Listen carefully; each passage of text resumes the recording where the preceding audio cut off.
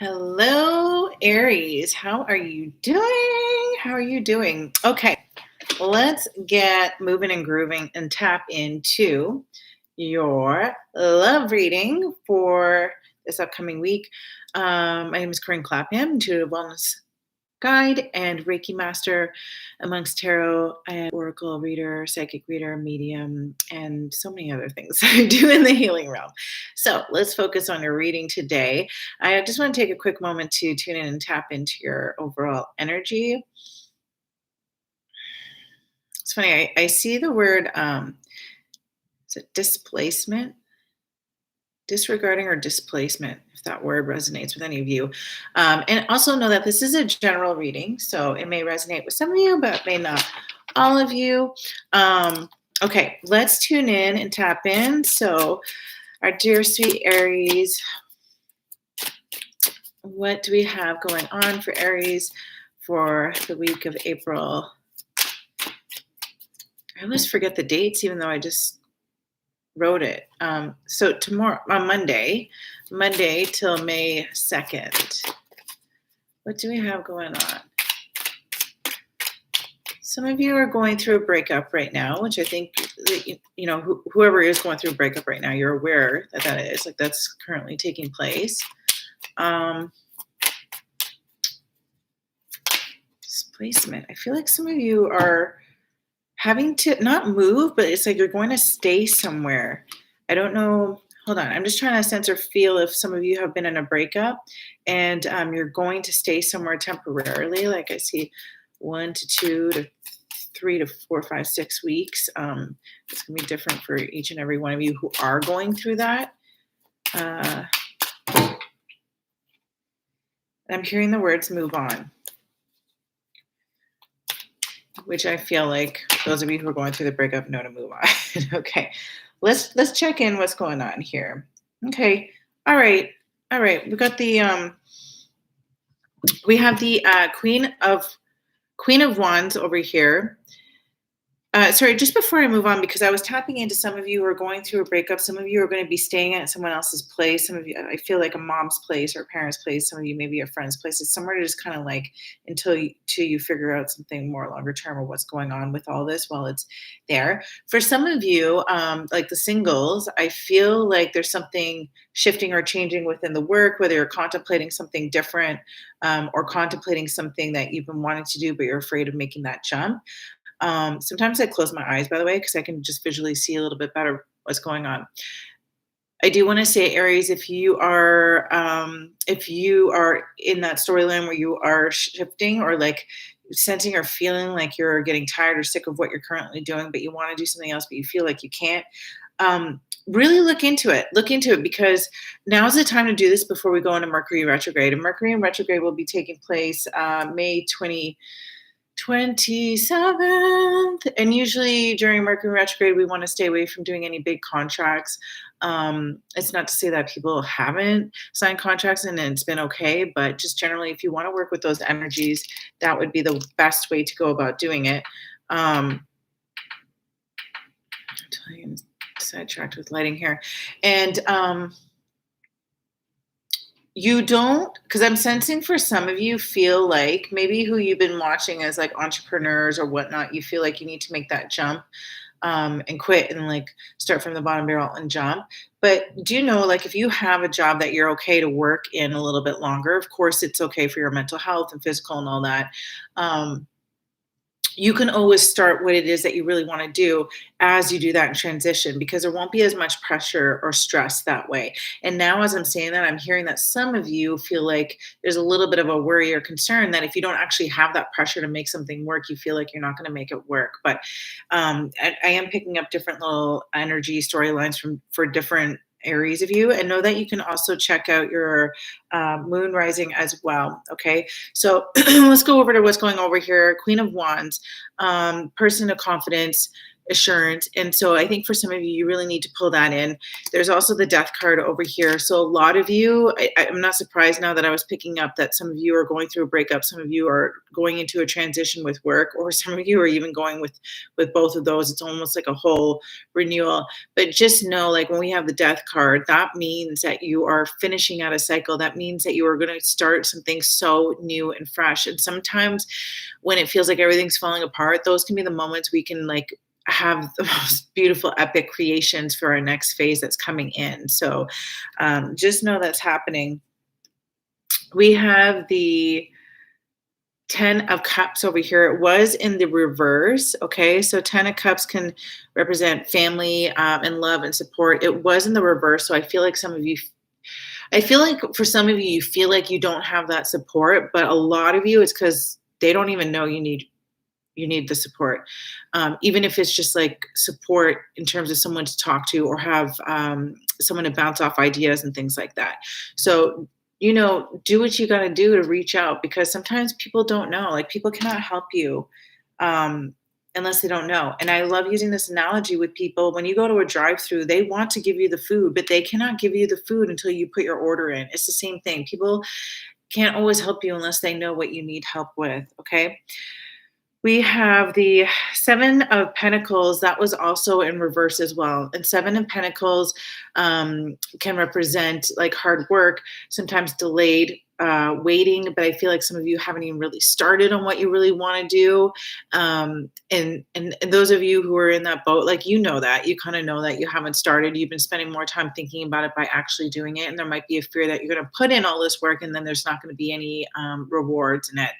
But you won't know until you try. And then we do have the Devil card again. That was in the upside down. So this can represent like addictions, or it can represent other things like materialistic things. But I am sensing it's more addictions for a lot of you. And just know, like, sometimes when we hear that word, we associate it with someone who's like an alcoholic. But, people can have addictions like smoking or sex or food. Like, addictions can come in so many different ways. So be very mindful of that, Aries, in this moon phase. Okay. And I'm sensing for a lot of you who are doing that, it's an avoidance strategy. So just check in yourself. Like, when you're doing that, what is it that I'm trying to avoid? Okay. And here we go. 2 of Wands. Look at that. It's almost like you are turning a blind eye to even wanting to see what's really going on. Like, there's major avoidance that's going on here. So with the 2 of Swords, it can be time to make a decision or a choice. Okay. So I feel like some of you have been procrastinating with your avoidance, with the fears that were coming up to what I previously said. But it's so windy here. I'm sorry. I'm getting really distracted because I have plastic patio chairs on my balcony, and they keep blowing to the door. But it's interesting because while I was looking at the water, I was going to say something like that. The water is always moving. There's always movement. And then that chair had came. So there's always movement going on.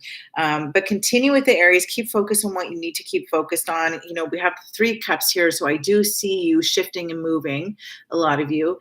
And to a point where things are going to pay off. And you have the celebration amongst friends, sisterhood, whoever that might be. But again, I think that's for a lot of you who did take that initiative to reach out. And, if you reach out to someone and the reaction isn't what you're looking for, like, sometimes we have to remember not to take it personal. Sometimes it's their own way of them delivering things, or they're not in a place to be able to support someone the way you're hoping to at that point. And there's some people in our lives that we learn very quickly that we share our dreams with, and some people we don't talk about those things with. It's just kind of like the nature of the beast, and you get to know it. Beautiful. Okay, so we have the Knight of Wands over here. Knight of Wands is a very free-spirited person, can be very creative. I see you like unleashing and moving forward, going in the right direction, which is really, really great. We do have the 4, 8, 9. This one always throws me off. 4, 8, 9, 9 of Wands. 9 of Wands can represent boundaries, persistence, But here I'm sensing even a little bit. I hear the word jealousy, but I think more paranoia is what I'm seeing there. So just be mindful in the mind and the ego is telling you certain things versus your heart or your soul that's your intuition that's telling you things. Okay. Especially we're going into Scorpio, full moon of Scorpio. It's a super full moon. Scorpion energy can sometimes they can be known sometimes to have like jealousy or resentful kind of energies. So just be, and every zodiac sign has shadow aspects, by the way. This is not like just that one has these shadow aspects, everyone does. But so just be mindful if that's creeping up in you, okay? And then we also have the Two of Pentacles, but that was upside down. So it's like juggling two things, making a decision, weighing your options. Just make sure you're not doing the avoidance strategy again, because I kind of see that can kind of trickle in here. We do have the Ace of Wands over here, which is really great. New project, inspiration, the urge to create. This is a really good energy to do that. We just came out of the new moon Aries. So keep working with that. Now we just shifted into Taurus season as well. I believe April 19th. So this is the time to really put the manifestations we had around the new moon Aries, and now we're implementing it. Taurus can be very practical. They're very work driven. So it's now like we are implementing these things. We're taking action. Okay. So very good, Aries. Let me just draw. I want to draw 3 cards for Aries out of the Romance deck. By the way, I was just using the Rider Tarot deck. And so let's get 3 cards for Aries. Guidance for this week, please, on their love and romance. For some of you, that what was coming up was like work related, and some was romance. 3 cards, please, on the love story that they will see. Beautiful. Free yourself. It's time to take back control of your life, especially those of you who have been healing from a breakup, and those of you who are going through a breakup. For those of you who are going through a breakup that's quite recent, take it easy on yourself, because everybody needs that time to heal and grieve a little bit. So like, don't be hard on yourself if you find yourself like, woo, 1 minute and next minute you feel like you're falling apart. It's okay. You're going to get through it. Getting to know each other. As you reveal your innermost selves to each other, your bond deepens. I do see another energy coming in. I feel like it'll start off as friendship for most of you, because I feel like a lot of you are not going to be ready for a relationship just yet. But, building a foundation with someone you connect with is great. Finances and career. Financial issues are a factor in your love life right now. But I feel like a lot of you are trying to gain some clarity and make the right choices and changes to shift to get better on that. So keep going with that, Aries. You are doing awesome. If you are looking for more healing to help you heal from past hurt and memories and all that stuff that's coming up, I'm going to put a link in the description below to the Full Moon Awakening. You have till this Wednesday to register for that, and you'll have access to it for up until May 20th. So you can do it as many times as you want and on your own time, but definitely jump on it. If you're going through a situation where a lot of memories and like it's invoking a lot of emotions in you, definitely do that, because this one is very specific to that. And we also did some Kundalini to help clear the past. There's a Tao blessing that we did on the throat chakra, because I found with this theme coming up in the moon phase, in the moon awakening, I did it big time. It was centered around the throat chakra, our communication, our expression. And especially as we're moving on into this moon season, we do have Mars in Gemini at some point. Mars can be a little bit aggressive and very quick and impulsive a little bit sometimes. And Geminis are communicators. So we really want to use a little bit more discernment and how we react and what we say. And also maybe not take things too personally if someone else communicates a certain way. Because, yeah, okay. I hope that gives you some food for thought on that. But anyways, we are going to be, we do a lot of clearing for the throat chakra in the full moon awakening. There's an oracle divine message too to help you shift through the rest of this phase. There's a lot of other things, but you can check out the details in it. The link will be there, and the payment options. There's also a pay what you can for anybody going through financial hardship right now.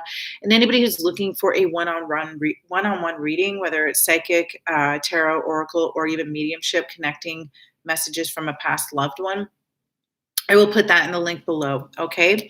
All right, my dear sweet friends. And once again, this is Corinne Clapham. Much love, much love. Happy full moon.